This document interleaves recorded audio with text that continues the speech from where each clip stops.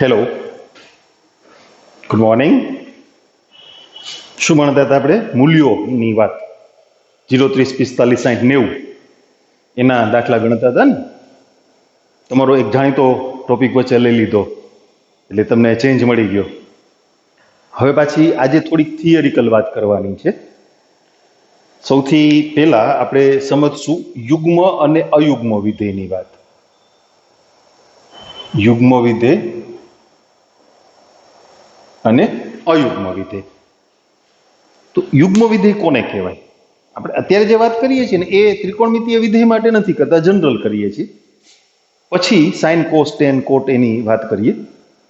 યુગ્મ વિધેય કોને કહેવાય? તો કે વિધેયનું જે સૂત્ર હોય, આપણને પ્રદેશગણ સહપ્રદેશગણ સાથે મતલબ નથી, વિધેયનું જે સૂત્ર હોય એફ એ થી બી નું વિધેય એટલે ગમે તે ગણથી ગમે તે ગણનું વિધેય હોય, એન થી એન હોય, એન થી ઝેડ હોય, એન થી ક્યુ હોય, આર થી આર હોય, ગમે તે એનું જે સૂત્ર તમને આપ્યું છે એમાં તમે એક્સ ના બદલે -x મૂકો અને એમ કરવાથી સૂત્રમાં કાંઈ ફેર ન પડે. દાખલા તરીકે આ ક્વેશ્ચન માર્કની જગ્યાએ આપણે સપોઝ x² + 1 વિચારીએ. હવે એમાં તમે x ના બદલે -x મૂકો એટલે -x² + 1 તો એમને રહે ને, પણ વર્ગ કરો એટલે માઇનસ નિશાની પ્લસ થઈ જાય એટલે એ સાદુરૂપ કેટલું થાય? x². પણ તો એ તો પાછું fx થઈ ગયું કે નહીં? હા. આવો ગુણધર્મ ધરાવતું વિધેય એને યુગ્મ વિધેય કહેવાય. જ્યારે x ના બદલે -x મૂકતા એનું સાદુરૂપ આપીને જવાબ જે મળે એ fx ના મળે પણ -fx મળે. દાખલા તરીકે આપણે આવું સૂત્ર વિચારીએ, fx = x³ + x. હવે એમાં તમે x ના બદલે -x મૂકશો એટલે -x³ પ્લસ -x, -x નો ઘન એટલે -x³. 3 ઘાત લ્યો એટલે માઇનસ નિશાની તો માઇનસ જ રહી ને, 3 વખત માઇનસ ગુણાકારમાં આવે, માઇનસ માઇનસ માઇનસ એટલે -x. હવે એ બંનેમાંથી માઇનસ નિશાની કોમન કાઢીએ તો x³ + x એટલે fx છે. જુઓ તો આવા વિધેયને અયુગ્મ વિધેય કહેવાય. x ના બદલે -x મૂકતા જો કાંઈ ફેર ન પડે તો યુગ્મ વિધેય, અને એ માઇનસ નિશાની જો બહાર આવે તો અયુગ્મ વિધેય. પણ ઇટ ડઝન્ટ મીન કે કોઈ પણ વિધેયને તમે યુગ્મ કે અયુગ્મમાં વર્ગીકૃત કરી શકો. એવું વિધેય પણ હોય કે જે યુગ્મય નથી ને અયુગ્મય નથી. દાખલા તરીકે fx = x² + x + 1. તમે એમાં x ના બદલે -x મૂકશો, -x² + -x + 1, તો એ મળશે x² - x + 1. હવે તમે એને fx ના કહી શકો કારણ કે x ની નિશાની માઇનસ છે. માઇનસ કોમન કાઢીને પણ કાંઈ મળે નહીં. તો એ વિધેય યુગ્મ પણ નથી અને અયુગ્મ પણ નથી. આ ગુણધર્મ ધરાવે તો યુગ્મ, આ ગુણધર્મ ધરાવે તો અયુગ્મ. બેમાંથી એક ગુણધર્મ ના ધરાવે તો કઈ નહીં, નથી રમતા. તો નથી રમતા એટલે ટૂંકમાં યુગ્મય નહીં ને અયુગ્મ પણ નહીં. ઓકે, આપણે એની નોંધ કરી લઈએ. જો કોઈ પણ વિધેય f માટે for every x belongs to df, આપણે પ્રદેશગણ લખતા જ નથી કઈ, એ ગમે તે ગણથી ગમે તે ગણ પરનું વિધેય હોય આપણને કઈ ફેર નથી પડતો. યુગ્મ અયુગ્મના ગુણધર્મ માટે પ્રદેશ સહપ્રદેશ પર આપણે આધાર નથી રાખવાનો. એટલે પ્રદેશગણની પ્રત્યેક કિંમત માટે f of -x = fx, તો f એ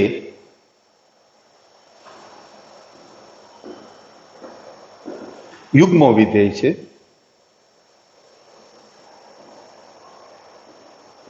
અને અયુગ્મ વિધેય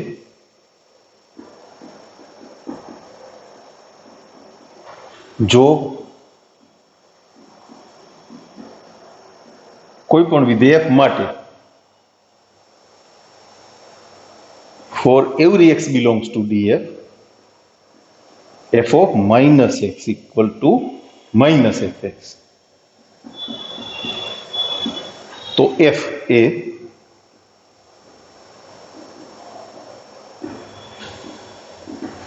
અયુગ્મ વિધેય છે.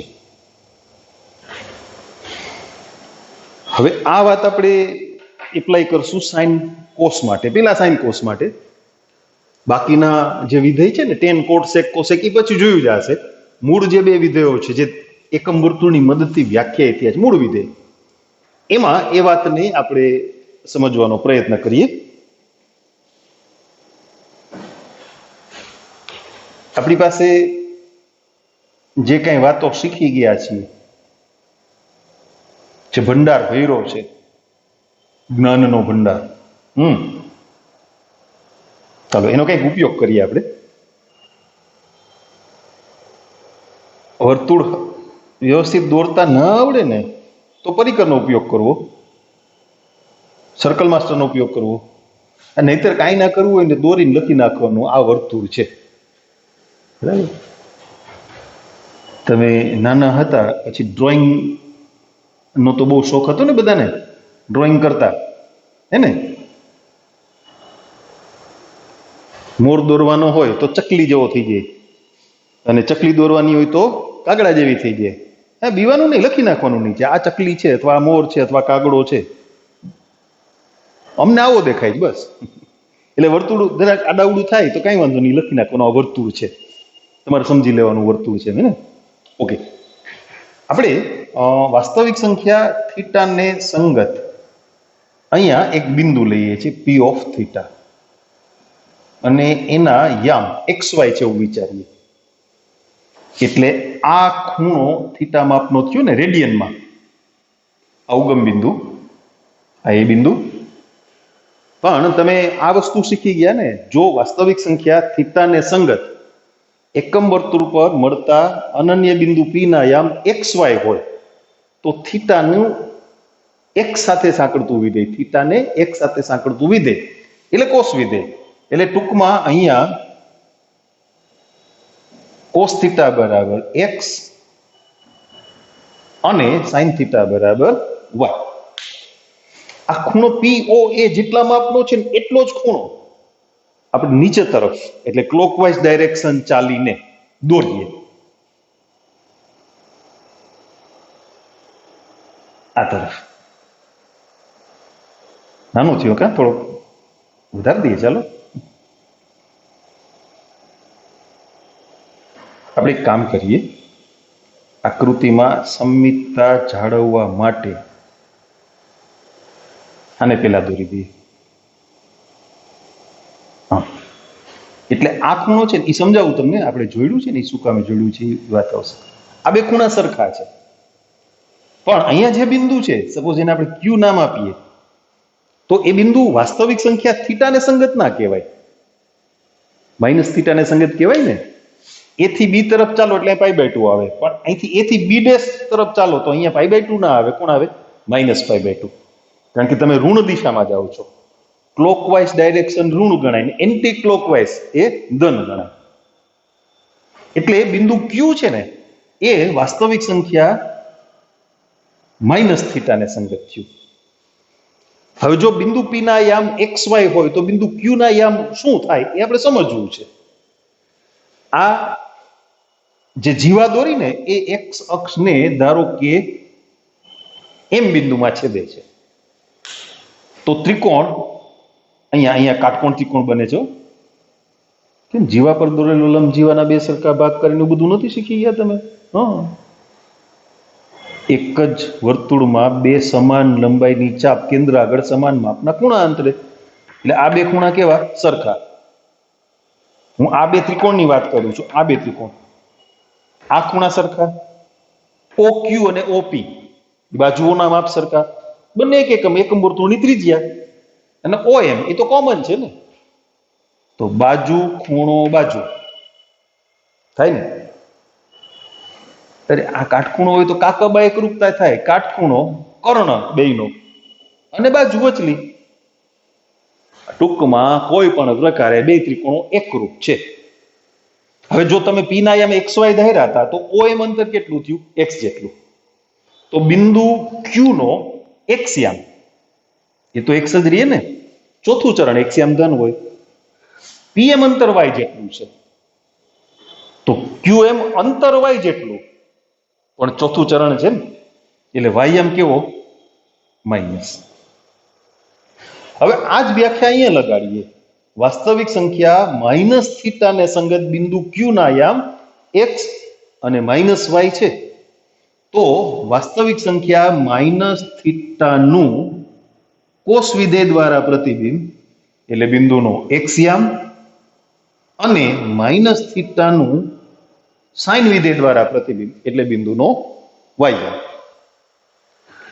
કોસ થીટા બરાબર X, cos of minus theta બરાબર X, એટલે બંને X ની કિંમતો છે, એને સરખાવો તો તમને મળશે કોસ ઓફ માઇનસ થીટા બરાબર કોસ થીટા.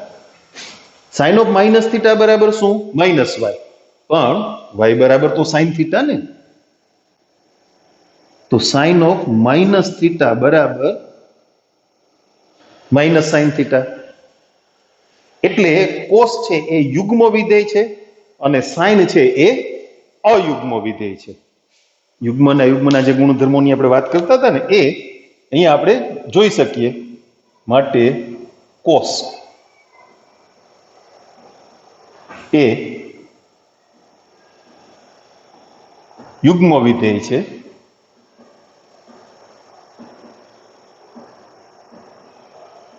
સાઇન એ અયુગ્મ વિધેય છે. હવે બાકીનાનું શું? ટેન, કોટ, સેક, કોસેક એ બધા સમજવાના છે ને. Okay, ten of minus theta આપણે બાજુમાં સમજી લઈએ, પછી યાદી કરશું. પણ તમે 10મા ધોરણથી શીખતા હો છો એ પ્રમાણે ટેન ઓફ માઇનસ થીટા એટલે સાઇન ઓફ માઇનસ થીટાના છેદમાં કોસ ઓફ માઇનસ થીટા, એને સાઇન કોસમાં ફેરવા, આપણે બીજું કઈ નથી કર્યું. હવે આપણને ખબર છે સાઇન ઓફ માઇનસ થીટા એટલે માઇનસ સાઇન થીટા અને કોસ ઓફ માઇનસ થીટા એટલે કોસ થીટા, તો એ ફાઇનલી થશે માઇનસ ટેન થીટા. બધા માટે સમજી લઈએ, પછી ખાલી યાદીમાં લખવાનું જ છે. કોટને કોસ સાઇનમાં ફેરવો, કોસ ઓફ માઇનસ થીટા છેદમાં sine of minus theta, cos યુગ્મ વિધેય, સાઇન અયુગ્મ વિધેય, તો એ થશે માઇનસ કોટ થીટા. હવે સેકની વાત સમજી લઈએ. સેક માઇનસ થીટા એટલે 1 કોસ ઓફ માઇનસ થીટા, પણ કોસ તો યુગ્મ વિધેય છે ને, એટલે થશે 1 કોસ થીટા, અને 1 કોસ થીટા એટલે સેક થીટા. અચ્છા, કોસેક માઇનસ થીટા તો 1 સાઇન માઇનસ થીટા, સાઇન અયુગ્મ વિધેય એટલે થશે માઇનસ સાઇન થીટા, એટલે આવશે માઇનસ કોસેક થીટા. ટૂંકમાં સાઇન નો પગ પેસારો જ્યાં થયો એ બધા અયુગ્મ થઈ ગયા. સાઇને જ્યાં જ્યાં ચાંચ ડૂબાડી ને એ બધા અયુગ્મ. સાઇન નો પગ પેસારો નથી થયો ક્યાં? સેકમાં, તો એ યુગ્મ રહી ગયું, કારણ કે કોસ યુગ્મ છે. બરાબર? તો યુગ્મ વિધેયો અને અયુગ્મ વિધેયો આપણે આમ યાદી જ કરી નાખીએ. યુગ્મ વિધેયો કોણ? તો કે કોસ અને સેક. અને અયુગ્મ વિધેયો સાઇન, ટેન, કોટ અને કોસેક. આટલા વિધેય અયુગ્મ. બરાબર? ઓકે, એ વાત પૂરી થઈ યુગ્મ અને અયુગ્મની.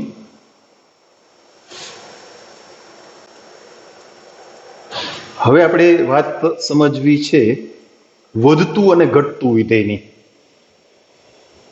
પેલા સમજી લઈએ, પછી આપણે નોંધ કરશું. વધતું વિધેય એટલે શું? કોઈ પણ વિધેય એના પ્રદેશગણના મૂલ્યો વધવાની સાથે, પ્રદેશગણના મૂલ્યો વધવાની સાથે એના પ્રતિબિંબના મૂલ્યો વધે તો એવા વિધેયને વધતું વિધેય કહેવાય. દાખલા તરીકે એક બહુ સરળ સમજાય જાય ઉદાહરણ લઈએ. f from n to n અને f of x equal to x square. હવે તમે જો વિચારો જોઈએ, x નું મૂલ્ય જેમ વધે એમ વર્ગની કિંમત વધે કે નહીં? આપણે પ્રદેશગણના 1 2 3 4 5 વગેરે આના પ્રતિબિંબ વિચારીએ. એકનું પ્રતિબિંબ શું થશે? 1, 2 નું 4, 3 નું 9, 4 નું 16, 5 નું 25. આમ એટલે આમાંથી પ્રદેશગણમાંથી તમે કોઈ પણ બે સંખ્યાઓ પસંદ કરો, x1 અને x2. જો x1 કરતા x2 મોટી સંખ્યા હશે, દાખલા તરીકે આને તમે x1 કયો, આને તમે x2 કયો, તો x1 ના પ્રતિબિંબ કરતા x2 નું પ્રતિબિંબ મોટું છે. x1 ના પ્રતિબિંબ કરતા x2 નું પ્રતિબિંબ મોટું છે. તો આવા વિધેયને વધતું વિધેય કહેવાય. ફરીથી, પ્રદેશગણના મૂલ્યો વધવાની સાથે પ્રતિબિંબના મૂલ્યો વધે. પ્રદેશગણના સભ્યોની કિંમતો ચડતા ક્રમમાં ગોઠવવામાં આવે ત્યારે એના પ્રતિબિંબ એ પણ ચડતા ક્રમમાં મળે. તો એવા વિધેયને વધતું વિધેય કહેવાય. એનાથી ઉલટું, પ્રદેશગણના મૂલ્યોને તમે ચડતા ક્રમમાં ગોઠવો અને પ્રતિબિંબના મૂલ્યો જે છે એ ઉતરતા ક્રમમાં હોય, એની કિંમતો, એના મૂલ્યો ઘટતા જાય. એના માટે પણ એક સરળ વિધેય વિચારીએ, f from n to q અને f of x equal to 1 upon x. હવે પ્રદેશગણમાં જે ઘટકો છે 1 2 3 4 5 વગેરે, એના પ્રતિબિંબ તમે વિચારશો તો 1, 1/2, 1/3, 1/4, 1/5 etc. આમાં તમે આને x1 કયો, આને x2 કયો, એટલે તમે જોઈ શકો છો x1 કરતા x2 મોટા છે. પણ x1 ના પ્રતિબિંબ કરતા x2 નું પ્રતિબિંબ મોટું નથી, નાનું છે. એટલે અહીંયા એવું બને, x1 લેસ ધેન x2 હોય ને તો f of x1 greater than f of x2. અથવા તમે વાત ઉલટાવી નહીં કહી શકો, x1 ગ્રેટર ધેન x2 તો f of x1 less than f of x2. ટૂંકમાં મોટી સંખ્યાનું પ્રતિબિંબ નાનું, નાની સંખ્યાનું પ્રતિબિંબ મોટું. આમાં મોટી સંખ્યાનું પ્રતિબિંબ મોટું.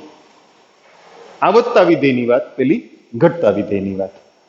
એટલે પહેલા આપણે જનરલ વિધેય માટે નોંધી લઈએ, પછી એને ત્રિકોણમિતિ માટે એપ્લાય કરશું. સાઇન કોસ માટે પહેલા, બાકીના વિધેયનું પછી.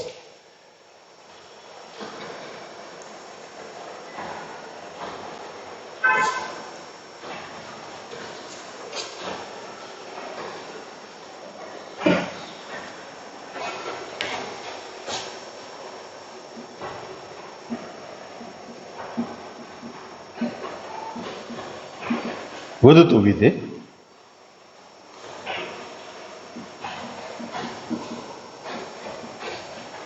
જો કોઈ પણ વિધેય f માટે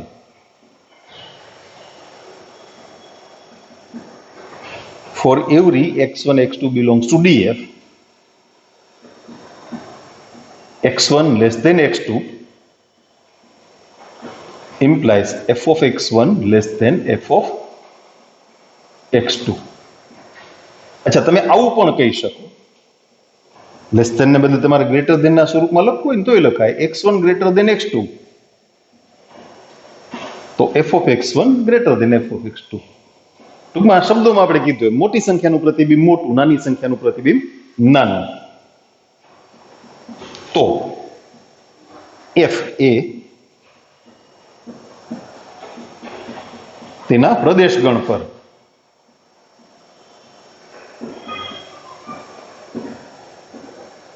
વધતું વિધેય છે તેમ કહેવાય. અચ્છા, ઘટતું વિધેય.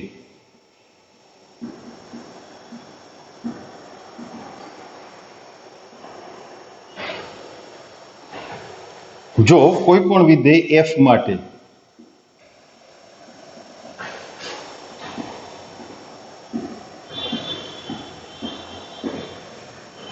ફોર એવરી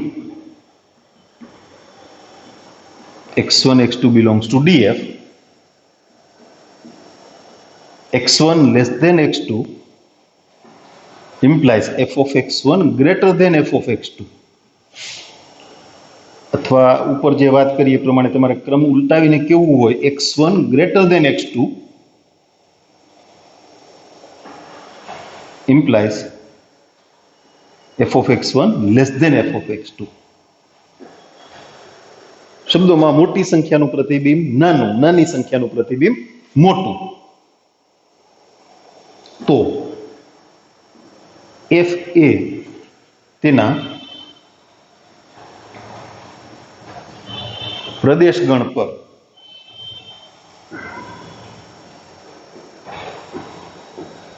ઘટતું વિધેય છે તેમ કહેવાય. આ વધતા ઘટતા વિધેયની વ્યાખ્યા થઈ. હવે આપણે એ વાતને, આ નોંધ થઈ ગઈ હશે ને, સાઇન અને કોસ માટે પેલા એપ્લાય કરશું. પણ સૌથી પહેલી વાત એ કે એફ વિધેયની વાત કરો અને સાઇન કોસની વાત કરો તો એમાં એક મોટો ડિફરન્સ ક્યાં આવશે?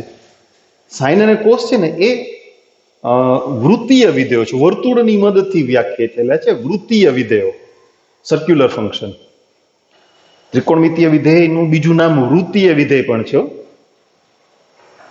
વર્તુળ પર તમે આ વખતે તો જન્માષ્ટમીના મેળાનું આયોજન જ નથી થયું, પણ ભૂતકાળમાં તમે મેળામાં ગયા હશો, ચક્કરડીમાં બેઠા હશો, ચકડોળ. તો ચકડોળની તમે જે સીટમાં બેઠા છો તો એની હાઈટ, એની ઊંચાઈ જમીનથી ઉપર જાઓ ત્યાં સુધી વધે, પાછા નીચે આવો તો ઘટે. વધે ઘટે, વધે ઘટે, આમ થાય ને, કારણ એ સર્ક્યુલર મોશન છે. એટલે સાઇન અને કોસ માટે સમગ્ર પ્રદેશગણ પર વધતું વિધેય કે સમગ્ર પ્રદેશગણ પર ઘટતું વિધેય એવી વાત નહીં કરી શકાય. બરાબર? જે તે અંતરાલમાં એનો ગુણધર્મ જોવો પડશે. જેમ નિશાનીની વાત, OLSTCની વાત એ જે તે ચરણમાં જોઈએ છે ને, એમ જે તે ચરણમાં અંતરાલ 0 થી π/2, π/2 થી π, π થી 3π/2, 3π/2 થી 2π. તો ચરણ મુજબ એના ગુણધર્મોની વાત સમજવી પડશે. કયા ચરણમાં વધતું વિધેય છે, કયા ચરણમાં ઘટતું વિધેય છે. બરાબર ને? તમારી જે ટેસ્ટ લેવાતી હોય, અત્યારે તો આપણે રેગ્યુલર સ્કૂલ નથી ચાલતી, નહીતર તો દરેક વીકમાં 3 સબ્જેક્ટની ટેસ્ટ આવે. માનો કે સોમ બુધ શુક્ર હોય, અથવા મંગળ ગુરુ શનિ, તો ફિઝિક્સની, કેમેસ્ટ્રીની, મેથ્સની અથવા બાયોલોજીની એના ઓપ્શનમાં. કોઈ વિદ્યાર્થીના માર્ક સતત વધતા રહીએ એવું પોસિબલ છે? ના ના ના. 30 માર્કની વીકલી ટેસ્ટ લેવાતી હોય, એક વખત 25 આવ્યા, પછી 26 આવે, મહેનત વધારતો જાય, પછી 27, 28, 29, 30 થી ઉપર થોડો ટપી શકશે નહીં. એટલે વધઘટ થયા કરે. એમ અહીંયા સાઇન અને કોસના મૂલ્યો એ સતત વધે એવું ના બને અને સતત ઘટે એવું ના બને. એટલે ચરણ મુજબ ચેક કરવું પડે. હવે એ વાતને સમજવા માટે વળી પાછું આપણે એકમ વર્તુળને બોલાવીએ.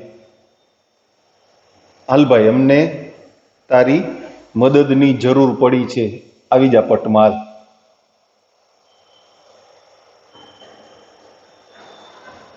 મેં તમને હમણાં કીધું એમ, એવું લાગે કે કંઈક વર્તુળ જેવું નથી દેખાતું, તો નીચે શું લખી નાખવાનું? આ વર્તુળ છે એમ. પરિકર ને સર્કલ માસ્ટર હોય તો સારી વાત છે, પરિકર લઈને ટ્રાય ના કરતા, એ ખોટો ટાઈમ બગાડે. હવે આ એ બિંદુ છે એ વાસ્તવિક સંખ્યા 0 માટે હતું. આપણે એને ઉપર લખીએ 0 ને, કારણ કે આપણે છે ને આ ડાયરેક્શનમાં ચાલવાના છીએ, એ આમ એન્ટી ક્લોકવાઇઝ. એ બિંદુના યામ શું?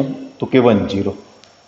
પછી બી બિંદુના યામ 0 1, અને એ બિંદુ વાસ્તવિક સંખ્યા π/2 માટે હતું.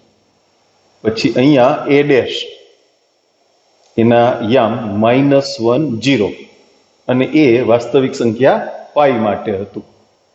અહીંયા b ડેશ 0 -1 એ હતું 3π/2 માટે અને અહીંયા 2π માટે. આ વર્તુળ દોર્યું છે ને એ આપણી વાતને સમજવા માટે દોર્યું છે. તમે એ બિંદુથી શરૂ કરો, અવગમ બિંદુ, અને એન્ટી ક્લોકવાઇઝ ડાયરેક્શન બી બિંદુ તરફ ચાલો, તો વાયમ એ બિંદુ એ છે ને વાયમ 0 છે, કારણ કે તમે x અક્ષ પર છો, પણ બી તરફ તમારી મુસાફરી થશે એટલે તમે x અક્ષથી ધીમે ધીમે ઉપર જાશો. ઉપર જાશો એટલે વાયમનું મૂલ્ય વધે. હાઈટ વધી ને, ચકડોળમાં તમારી સીટ છે એ નીચેથી ઉપર તરફ જાય તો ઊંચાઈ વધે, અહીંયા વાયમ વધે. એ વધતા વધતા ક્રમશઃ 0 માંથી 1 થાય. એટલે પ્રથમ ચરણમાં જો આપણે થીટાના મૂલ્યો છે ને એ ચડતા ક્રમમાં જ ગોઠવી દીધા છે. જેમ હમણાં આપણા ઉદાહરણમાં પ્રાકૃતિક સંખ્યાઓ ચડતા ક્રમમાં જ હતી ને, 1 2 3 4 5 6. હવે એના પ્રતિબિંબ જો ચડતા ક્રમમાં મળે તો વધતું વિધેય, અને ઉતરતા ક્રમમાં મળે તો ઘટતું વિધેય. 0 થી π/2, π/2 થી π, π થી 3π/2, 3π/2 થી 2π, એટલે ચડતો ક્રમ જ થઈ ગયો ને. તો વાયામનું મૂલ્ય એ બિંદુથી બી બિંદુ તરફ જતા 0 માંથી વધીને 1 થયું, એટલે પ્રતિબિંબના મૂલ્યો વધ્યા. તો પહેલા ચરણમાં સાઈન વધતું વિધેય થયું. પછી તમે બી થી એ ડેશ તરફ આવો. તમારી ચકડોળની ખુરશી તમે બેઠા છો બરાબર ટોચ ઉપર આવી ગઈ બે બિંદુ. હવે ત્યાંથી ક્યાં આવ્યા? એ ડેશ. તો જમીનથી તમારી ઊંચાઈ ઘટવામાં, ને વાયમ ઘટવામાં, જુઓ 1 માંથી ધીમે ધીમે ધીમે ઘટીને પાછું અહીંયા આવડે 0 થઈ જાય. બરાબર છે? હવે તમે એ ડેશ થી બી ડેશ તરફ ચાલો.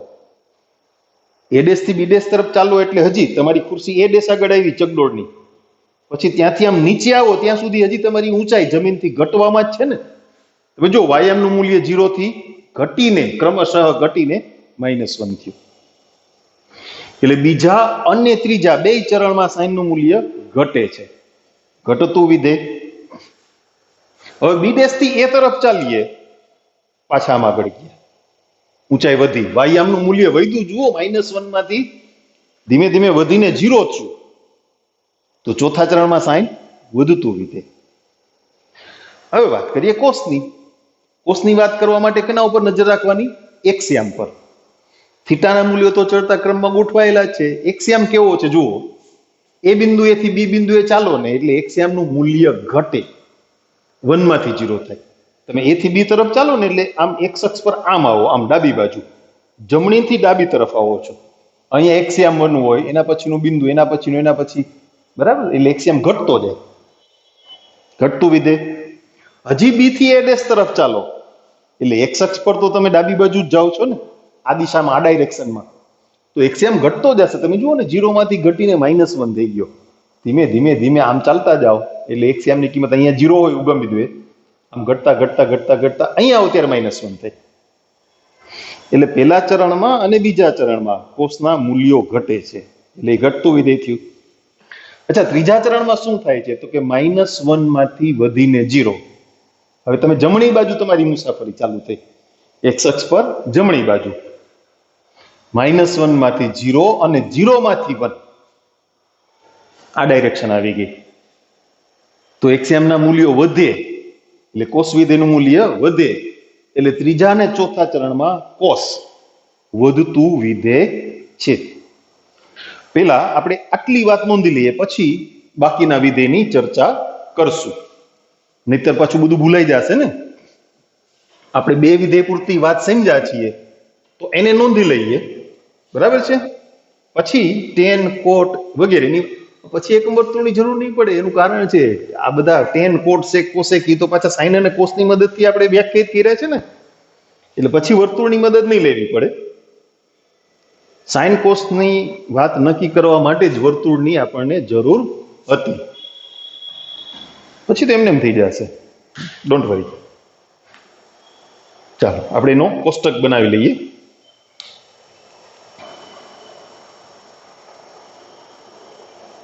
પહેલું ચરણ,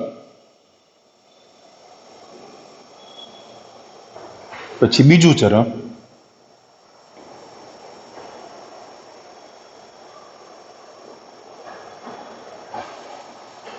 ત્રીજું ચરણ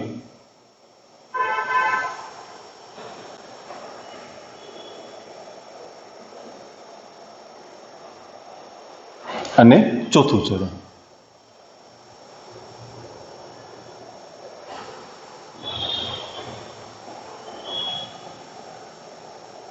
પછી કાલીચરણ.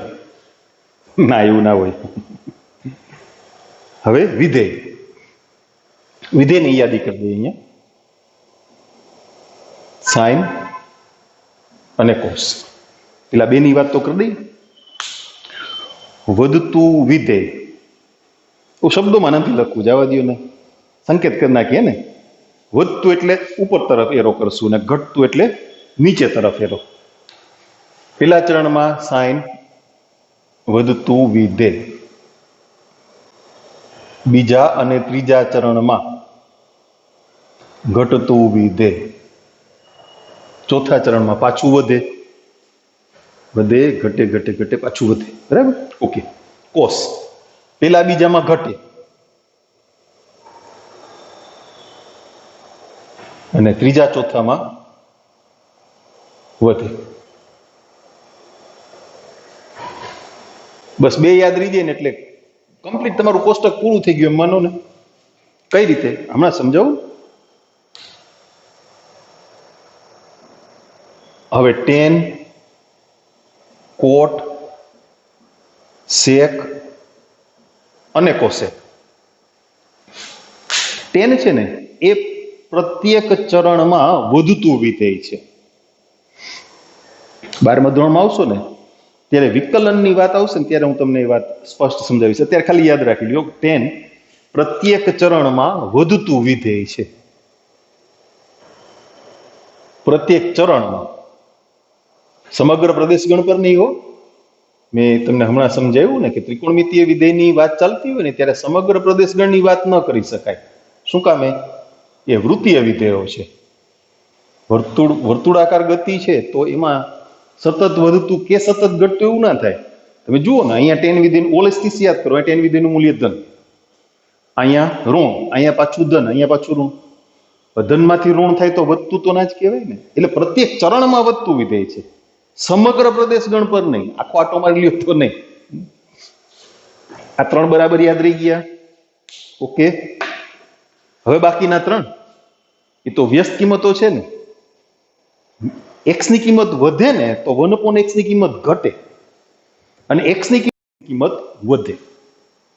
એટલે કોટનો નેચર છે ને એ 10 કરતા ઊંધો, સેકનો કોસ કરતા ઊંધો અને કોસેકનો સાઇન કરતા ઊંધો. એટલે 3 જ યાદ રાખવાના થયા ને. સાઇન 2 જ, સાઇન અને કોસ. 10માં ક્યાં કશું યાદ રાખવાનું છે? પ્રત્યેક ચરણમાં વધતું વિધેય. ચરણ પ્રમાણે કોઈ ફેરફાર થતો હોય તો પાકું કરવું પડે ને. એટલે કોટ છે ને એ પ્રત્યેક ચરણમાં ઘટતું વિધેય થશે. સેકનો નેચર કોસ કરતા ઊંધો. સેક કે ઘટાડો થાય છે, કોસ કે ઘટાડો થાય તો સેક કે વધારો થાય છે. આ કે વધારો થાય છે તો કે નહીં, મારા મૂલ્યમાં ઘટાડો થાય, વ્યસ્ત થાય ને. અને કોસેક છે એ સાઇન કરતા ઊંધું. સાઇન વધે ત્યાં કોસેક ઘટે. અહીંયા ઘટે છે તો અહીંયા વધે, અહીંયા ઘટે છે તો વધતું, અને પાછું વધતું છે તો ઘટતું. હવે નીચે આપણે સ્પષ્ટતા કરી દઈએ ને. આ સંકેત શું બતાવે? વધતું વિધેય. અને આ સંકેત શું બતાવે? ઘટતું વિધેય. બરાબર? વળી પાછું આજે યાદ કરાવી દઉં. તમે ત્રિકોણમિતિનું ચેપ્ટર જે ભણો છો એ તમારી ટેક્સ્ટ બુક પ્રમાણે નથી, એટલે આ બધી નોંધ કરવાનું રાખજો. મેં તમને આજે જ સરને કીધું છે, એટલે આ લેક્ચર તમે એટેન્ડ કરતા છો એ પહેલા તમને PDF મળી ગઈ હશે. આ લેક્ચર તો તમારા ભાગે મોડો આવશે, થોડું એડવાન્સ રેકોર્ડિંગ થતું હોય ને એટલે. તો ત્યાં સુધીમાં આ લેક્ચર તમે એટેન્ડ કરતા હશો ત્યાં સુધીમાં તમારી પાસે વિસ્તાર, શૂન્યો અને મૂલ્યો એના દાખલા આવી ગયા. મનજો ફટાફટ ગણવા. આપણે અગાઉ પણ વાત કરી હતી ને કે આ બધું કલમશાસ્ત્ર માટે ઉપયોગી હોય. અત્યારે 12મા ધોરણના જે વિદ્યાર્થીઓએ ત્રિકોણમિતિમાં ધ્યાન નથી આપ્યું, પૂછી જો તો તમારા કોન્ટેક્ટમાં હોય ને શક્તિ સ્કૂલના 12મા ધોરણના સ્ટુડન્ટ તમારા કોન્ટેક્ટમાં હોય તો એને પૂછી જોજો અત્યારે વિકલન ચાલે છે, સૂત્રોમાં ધ્યાન નહોતું આપ્યું ત્રિકોણમિતિમાં, તો કેવી મુશ્કેલી પડે. એટલે આખો ટોપિક બરાબર સમજવાનો, એટલે બરાબર મહેનત કરવાની. આપણે બોદા નથી તૈયાર થવું, ટનાટન ટકોરા બંધ તૈયાર થવું છે. બરાબર ધ્યાન આપવાનું. ઓકે.